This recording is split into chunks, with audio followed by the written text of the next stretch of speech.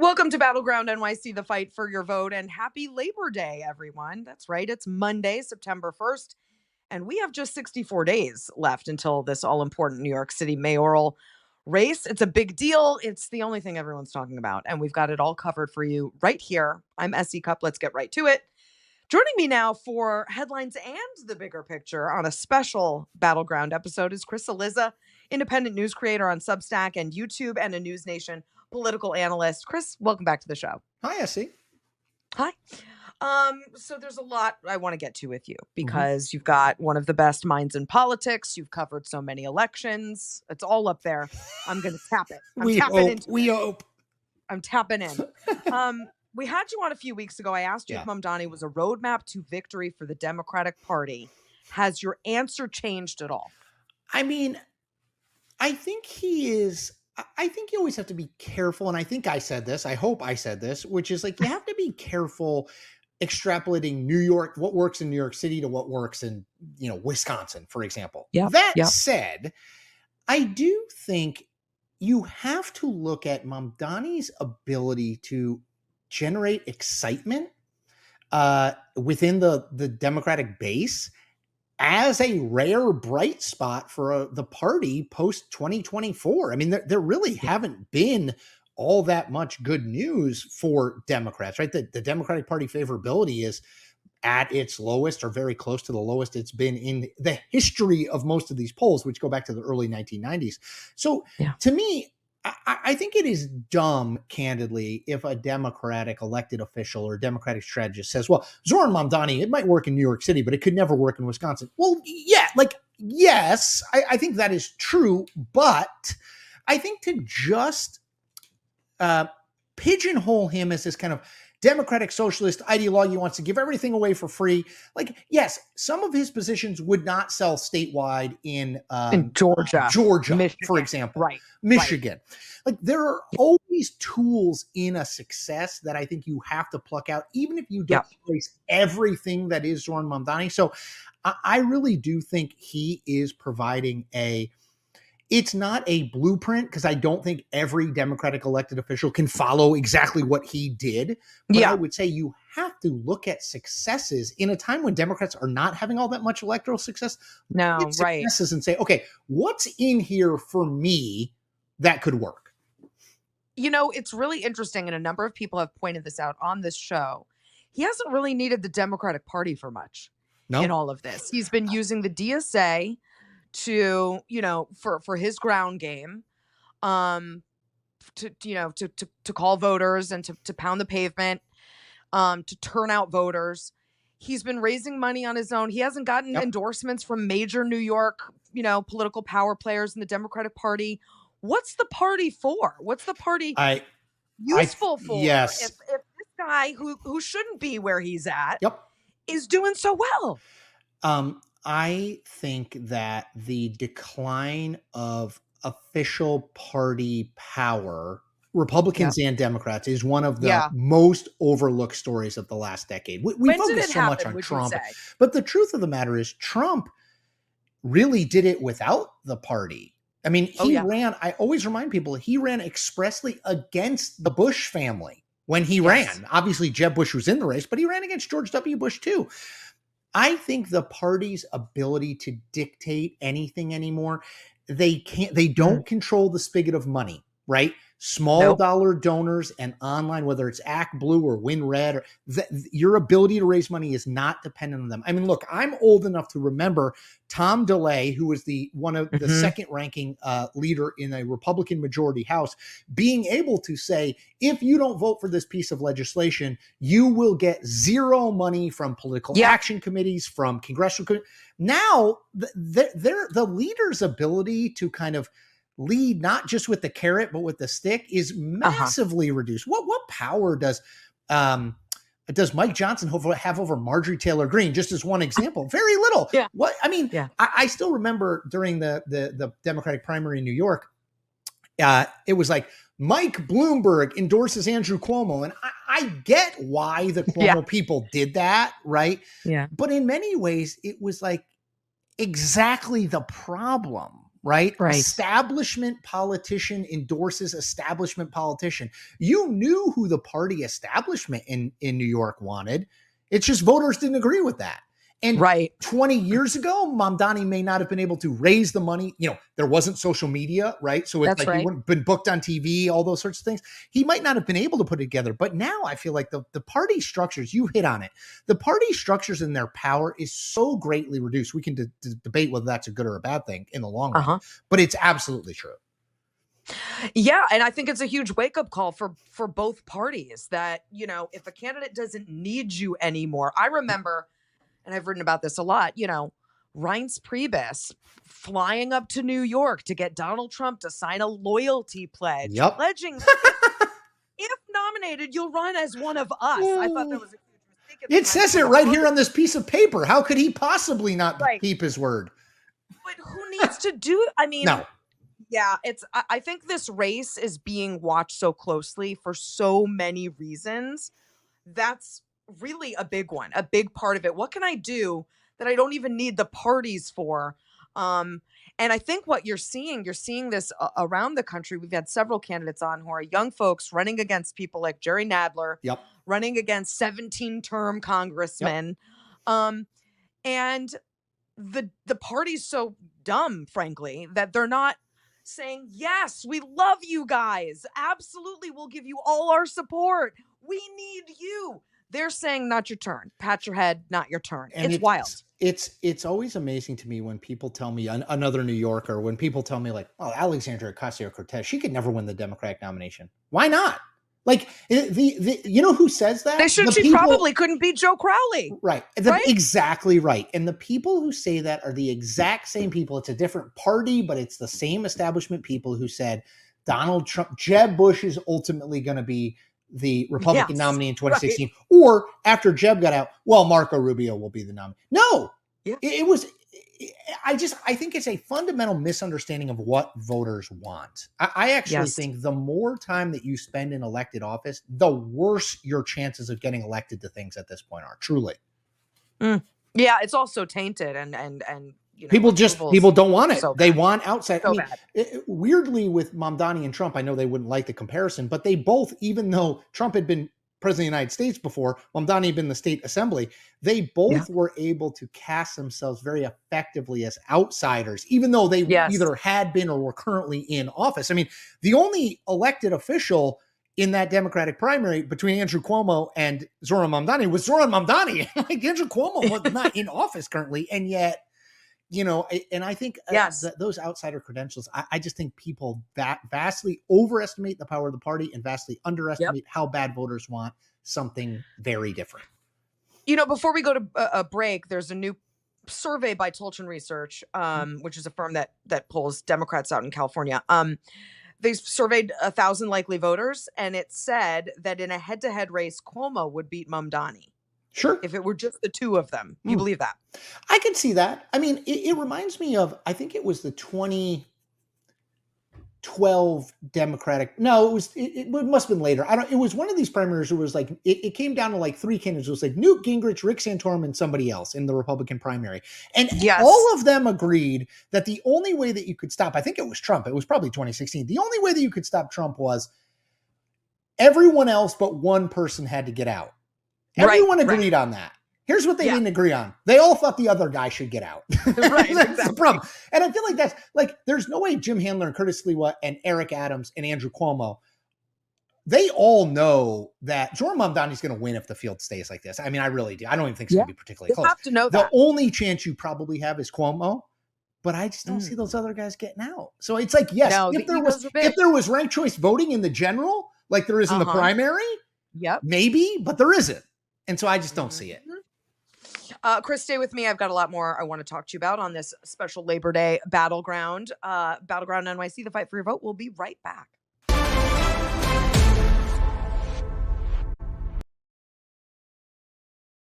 Battleground NYC, the fight for your vote is back. And I'm here again with Chris Cillizza, an independent news creator at Substack and YouTube and a News Nation political analyst. So, let's go back to Andrew Cuomo for a second, and his desire. I mean, he's denying that he wants Trump to get involved in this race, but I mean, these conversations I think are happening. I think he wants Trump to get in, but would that actually hurt him? Yeah, Because I don't. Trump is so unpopular in New York City. If he wants Mamdani to lose, he needs to endorse Mamdani. Yeah, I think the Times wrote about that Cuomo and Trump had Yes, they conversations, did. and there was some talk about Trump getting involved. I wrote or said somewhere, I can never remember, but I remember saying it, Mm-hmm. that Mm-hmm. that's the greatest possible gifts for Zohran Mamdani. Because Correct. Right. now, if Trump wanted to like back channel, he would never do this because he doesn't do anything behind the scenes. But let's say he suddenly got the urge to not be in public and he wanted to back channel a way to get Curtis Sliwa and Eric Adams out of the race, okay, without his Mm-hmm. fingerprints on it, and get it basically down to Cuomo against some Mamdani. Well, that's one thing. But now that it's been in the New York Times and Signal, I mean, I would, if I was Zohran Mamdani's campaign, I think I said this at the time, I would have taken that New York Times story and sent it to literally every person I could think of. Totally. Because that's exactly what you want. Andrew Cuomo is so desperate to beat me and to be the mayor that he's willing to align himself with Donald Trump, ask for Donald Trump's help. Mm-hmm. I mean, mm-hmm. To me, that makes no sense. If I'm Andrew Cuomo, it's like, he probably goes to that. I feel like that's a break glass in case of emergency conversation between Cuomo and Trump, because he's probably tried prior to that to get Sliwa and to get Adams out and been unsuccessful, right? And so it's like, okay, well, we're gonna we're gonna go for the triple bank shot here, but I don't. That to me does not make any sense. Well, you said Trump is the greatest gift to Mamdani. Is Mamdani the greatest gift to Trump as well? It's so weird. I think they operate in this weird yin and yang. Yes, absolutely. And that's the other weird thing about it is I hate to get too like three-dimensional chess, but if I'm Donald Trump, and he sometimes acts like the head of the Republican Party and sometimes not, but let's just say he's acting as, okay, I want the best thing for the Republican Party. There is no way I would do anything to get in the way of Zohran Mamdani winning. Now, maybe in like talk about triple bank shots, maybe I don't think Trump is this scheming and strategic, but maybe it's like, well, if we leak to the New York Times that Andrew Cuomo and I are talking, that will help Zohran Mamdani, and I'm not going to get involved. Like maybe there's that. I mean, that's a lot of like three-dimensional chess. But no, Mamdani is an look, Hillary Clinton cannot be used as the boogeyman or boogie woman anymon I mean, you can try, but like Nancy Pelosi, probably the same. Barack Obama, probably the same.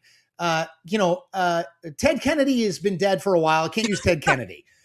So it's like, even though they were using him right up to the end as kind of like to scare people, but they need new scary people. Now Trump has, to scare their base, to give them money, to get them organized, to get them activated. Trump uses the squad, which really is just in his mind, AOC. It obviously includes Rashida Tlaib, Ilhan Omar, but most people just know AOC. So he's used that, but there is a reason that Donald Trump has seized on Mamdani and talks about Mamdani much more than Mamdani talks about Trump, because I do think he understands that, Donald Trump is always best when he has a very clear enemy, right? That's when he does his best. He's not good if it's Donald Trump being compared to Donald Trump, not great. But Donald Trump in Republican eyes compared to Zohran Mamdani, he does better. And I think he understands that, if not consciously, intuitively. And so, I think Zohran Mamdani's win, which I do expect to happen, barring, some unforeseen consequence, is a gift to Republicans. Yes.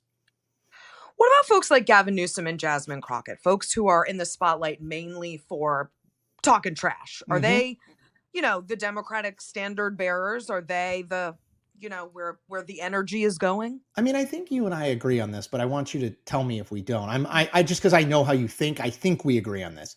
I think let's just take Newsom, because I think he's the more viable candidate for president right now. I know Jasmine Crockett gets a lot of attention on like MSNBC, but I'm not sure she's like a viable presidential candidate.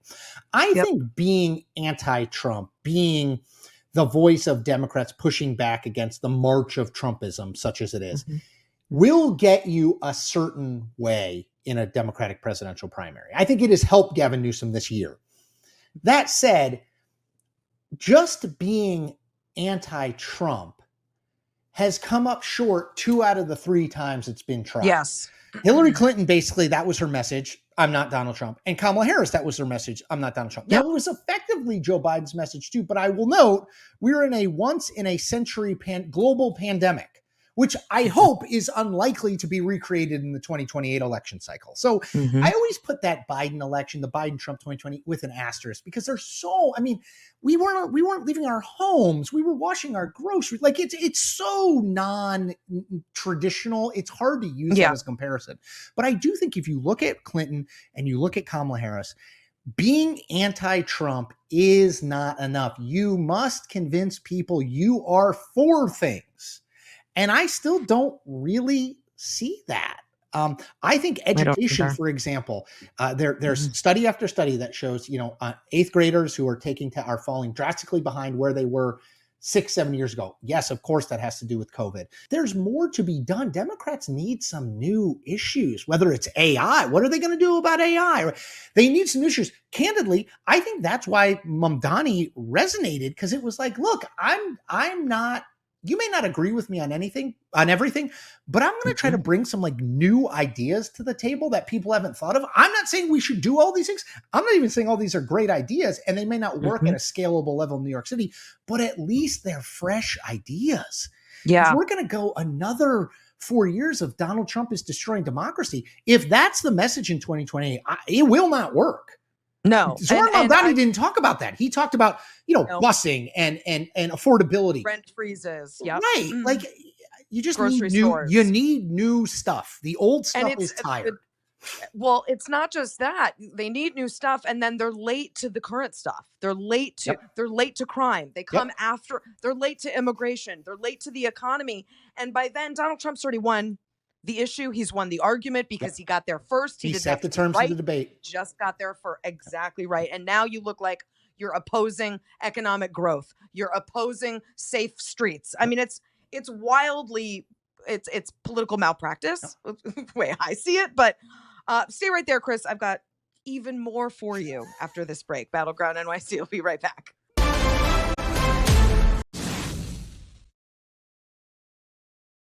Battleground NYC, the fight for your vote is back one more time with Chris Cillizza. Chris, let's talk about what's possible. I hear a lot of comparisons of Zohran Mamdani to Obama. Open change, youth, optimism, charm, etc. Smart. If he's an up-and-coming Obama, he better be a successful mayor.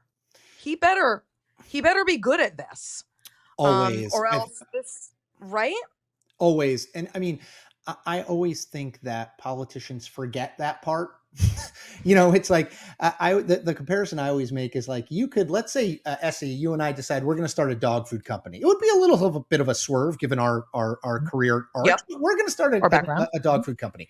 And we say we raise a bunch of money and we get the best in class marketing team and PR team and sales team. And we flood the market with ads. And somebody goes out and buys the dog food, they give it to the dog and the dog doesn't like it. Well, it doesn't matter. All that other stuff is unimportant. This is my thing about politics. You got to do the job well, or at least perceived to be well, that you are elected to do. The number of politicians who think, well, I'll just put this one on autopilot. I mean, I was just talking about this today. A blast from the past. Roy Barnes was the governor of Georgia in 1998. He was planning to run for president in 2000. He forgot that he had to get reelected in 1998 to do that. And he lost. Yeah. You must do the job well, or you will not get promoted. That is how it works. For all of Obama's natural gifts as a speaker, he's charismatic. If people thought he was just bad as president, he would not have been overwhelmingly reelected, because ultimately it's like, what's in the box can be wrapped really nicely. But if there's nothing in the box, you kind of forget about how nicely the box was wrapped. So I am resistant to the Obama hype for anyone, Zohran Mamdani included, because I think it's kind of unfair. I always say with Obama, like, that is someone who is just like a very natural, not only a very naturally gifted political athlete, but also someone who learned and got better as he went. So he kept it.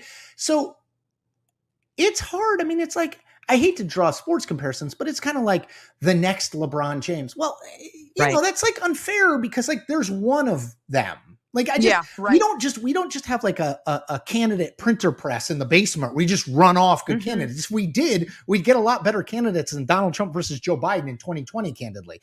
And so I just think that that comparison is probably unfair. I would resist it if I were him. I mean, look, the number of Democrats that can get compared to Barack Obama. I remember Kamala Harris coming out of, in July, late July, early August of 2024. It was, well, she's the new Barack Obama. And I was like, no. I covered her in 2019 and 2020. She's not nearly that capable and that able as a candidate. Whether you like her or you hate her, she just doesn't have those gifts. So it's like, let's not compare, just don't compare people to people. Like, you're not going to be Tim Russert.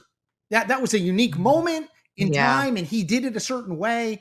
Be the best S.E. Cupp or Chris Cillizza you can be or Zohran Mamdani as opposed to trying to be the next Obama. Yes. I'm always the best Chris Cillizza. You do a good Chris Cillizza in defense of you. Yes. What about, speaking of failed presidential plans, can Andrew Cuomo get any mojo back? I mean, this was not his plan, right? To run for mayor of dinky New York City. He was going to go on to be president.